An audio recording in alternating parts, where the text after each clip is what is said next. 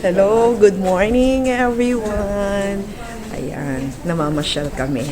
Taking the chance na nakabakasyon pa ako. Kaya eto, gumala kami.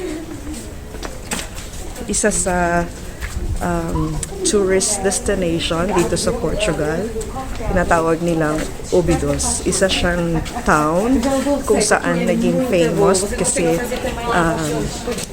may ipinatayong castle dito ang unang hari nung panahon niya. Yan. So, samahan niyo ako. Ipapakita ko sa inyo.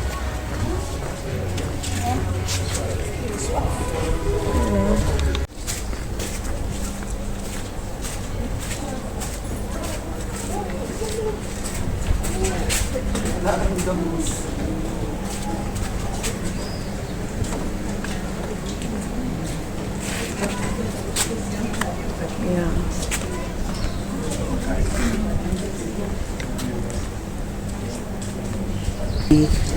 Kasama ko ang mga bata, sina Vino, Hazel at RJ. Ayan sila, oh.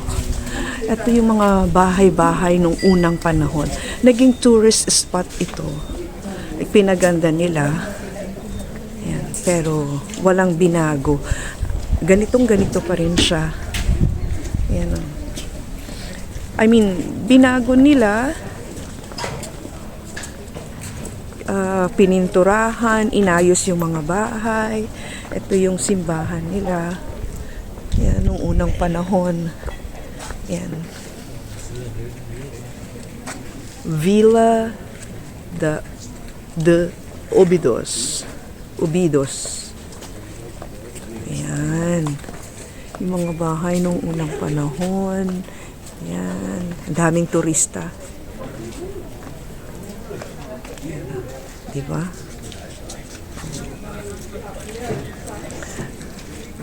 th century pa ito.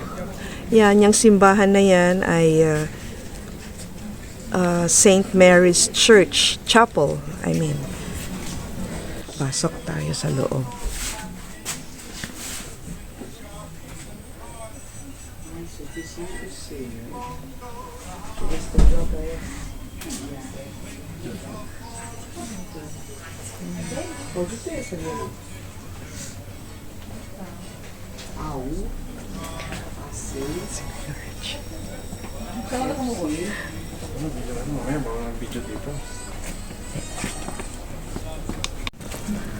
Pangkamot.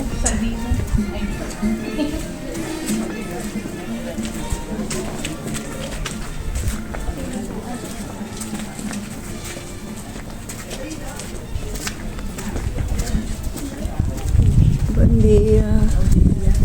Buen dia. Ah, pronto. Então, agora nem acho que nem passam já baixo.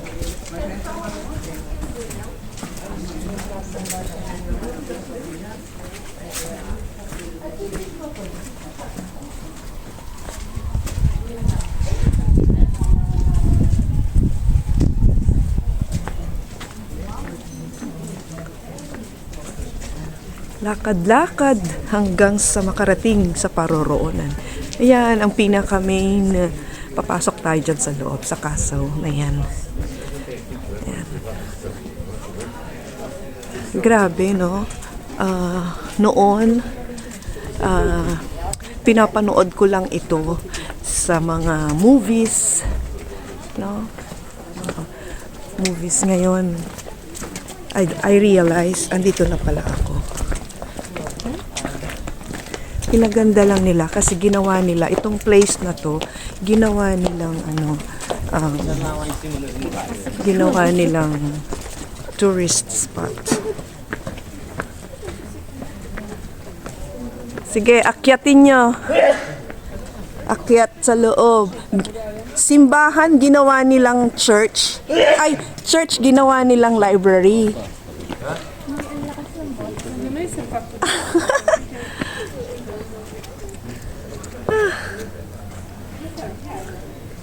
Yan yung ano, 'di ba kuya, yung pag pinaparusahan sila noon, no? Yeah. Yung pinupugutan ng ulo.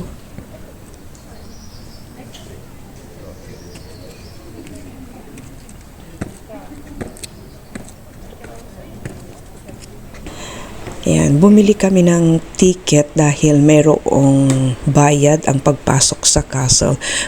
Mura din lang naman siya, 5 euros each. So, para makapasok. Okay din lang naman para na rin sa tulong or maintenance sa castle. Ayan, chinek na ng guard at nagbigay siya ng konting instructions kung ano ang mga dapat at hindi dapat gawin sa loob ng castle. Eto, pasok na tayo at ating lilibutin. Itong dinadaanan natin ngayon ay lumang mga bato na tagpi-tagpi po nila. Lahat ng nakikita po nating pader at mga simento dyan ay mga luma na po yan. Nandyan na po siya. Pero itong mga bahay at mga simento ay mga bago po yan. Bagong gawa po siya. Inayos po ng mga tao rito sa community na to para ipakita pa rin sa mga tao kung anong klase ang pamumuhay noong unang panahon. Ayan. Kung ano po yung itsura na nakikita po natin ngayon ay ganyan na ganyan din po siya noon. Inayos lang po nila. Ayan. So, napakalawak po itong castle na ito. Tapos, if I am not mistaken, this was built during 10th century pa po. So, marami na talagang pinagdaanan ng castle na ito at talagang preserve ng Portuguese government ang castle na ito at iningatan talaga nila. Itong nakikita ninyo ngayon, ayon sa mga nagbabantay, ito daw po ang recreation area nila nung unang panahon. Dito naglalaro ang mga bata at ang mga sundalo, dito rin sila nagpapalipas ng oras para madali nilang matanaw kung may mga kalaban na papalapit sa kastelo. Akyat tayo dito sa bahay ng rest house ng Reyna nung unang panahon. Tingnan natin. Ito ang kanyang rest house. Pasok tayo. Ito yung kanyang rest house.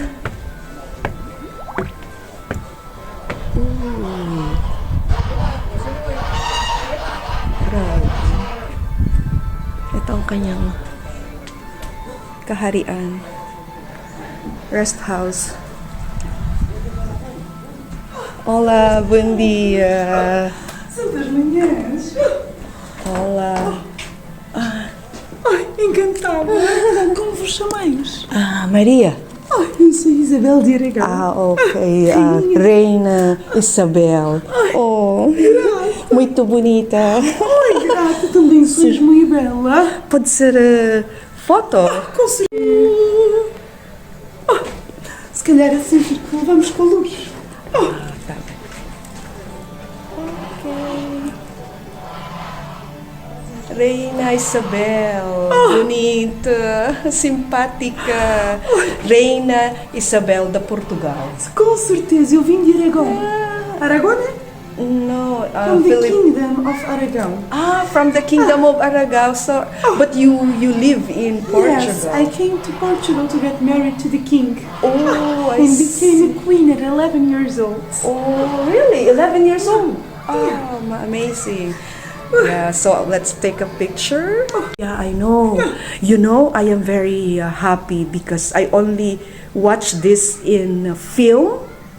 And now I see I am with the queen. Yeah, so amazing. This is your rest house or your... This is my house when I come to the village because I normally stay in Coimbra. okay. But you know, all the queens of Portugal have governed this village. It's only governed by the queens, never the kings. Only the queen. So all of these are yours. All of this land. Yes. Amazing. Yeah, super beautiful. I govern it all. Yeah, you're such a nice, beautiful, and amazing queen. Oh, Shanti. Thank you very You're much, welcome. Queen Isabel. Isabel.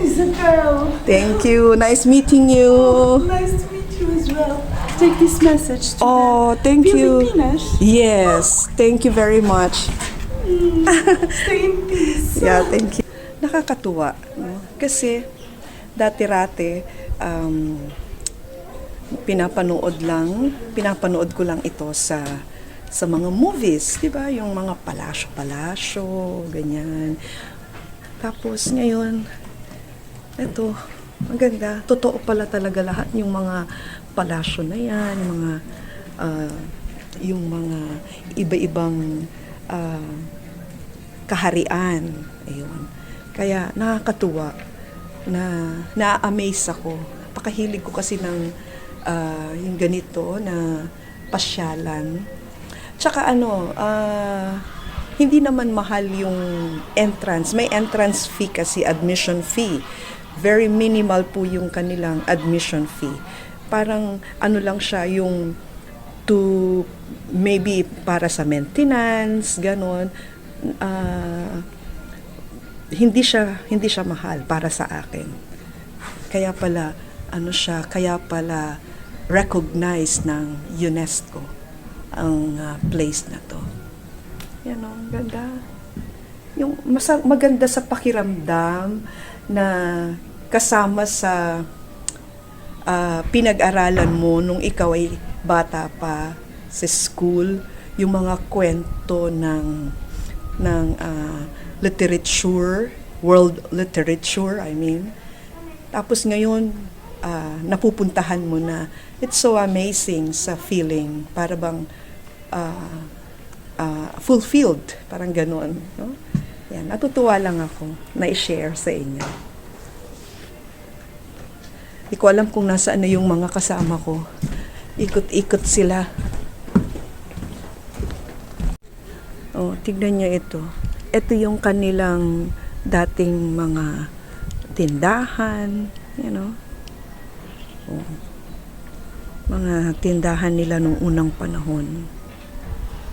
Pinaganda lang nila lalo, no? Tapos amazing yung kanilang daanan, no?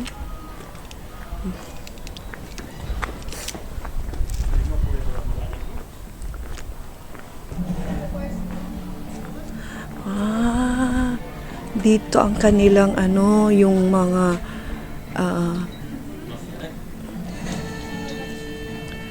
kung saan nag-i-stay yung mga knights, yung mga gwardiya sibil.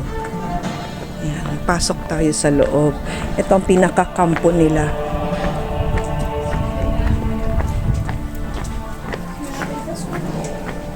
Yan, itong pinakakampo ng mga soldiers.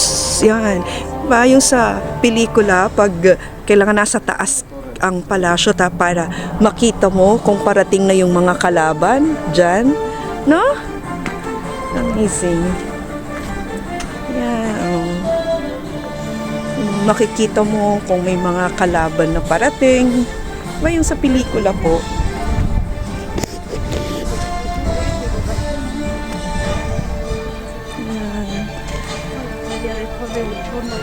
Grabe, hindi ko dala ang... Ako, makaka-copyright tayo. Hindi ko dala ang aking sunglass.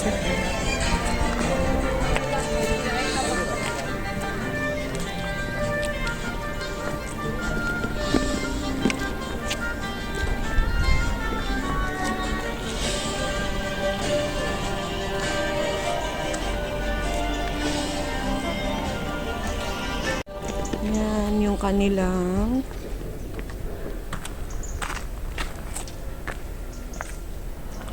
quarters ng mga soldiers. Mga soldiers.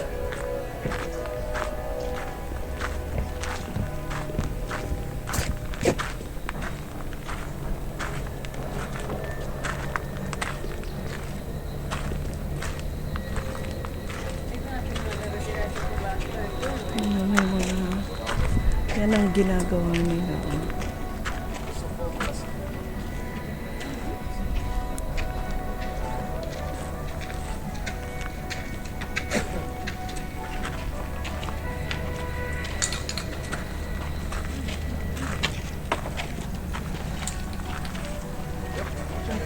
Dice, ay, paso la 11, hay un horario, tío. Hay un horario.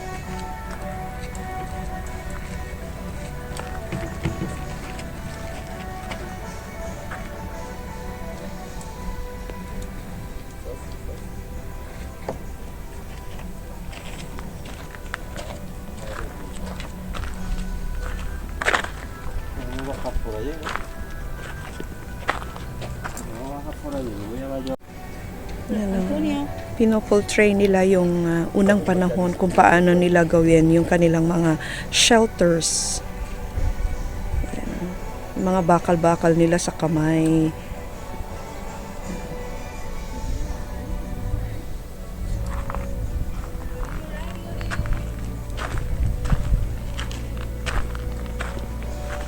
Ang ganda.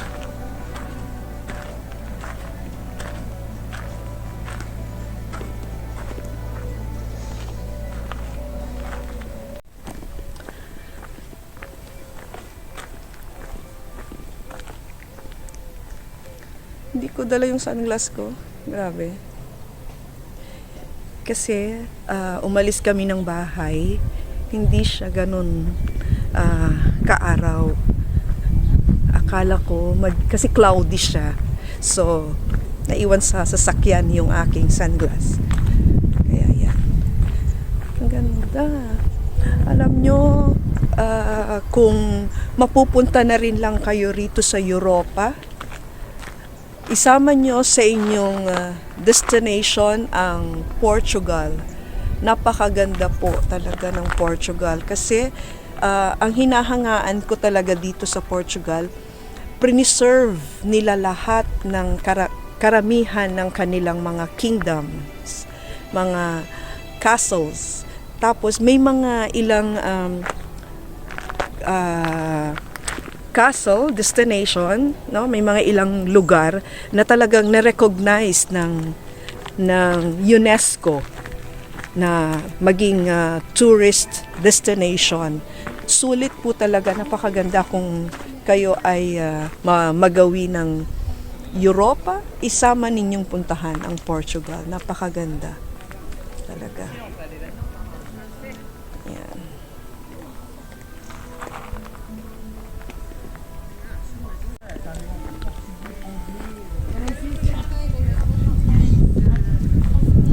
Ang ganda ng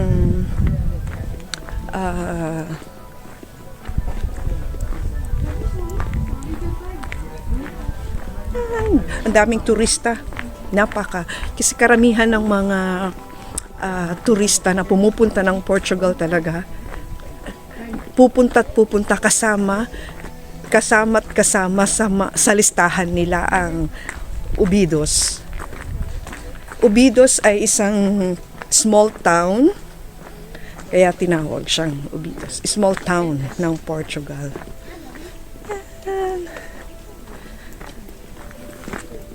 Buhay ulit ang aming YouTube channel. Sinipag ako, na-inspired akong mag-vlog. Although, iniwan ako ng mga kasama ko.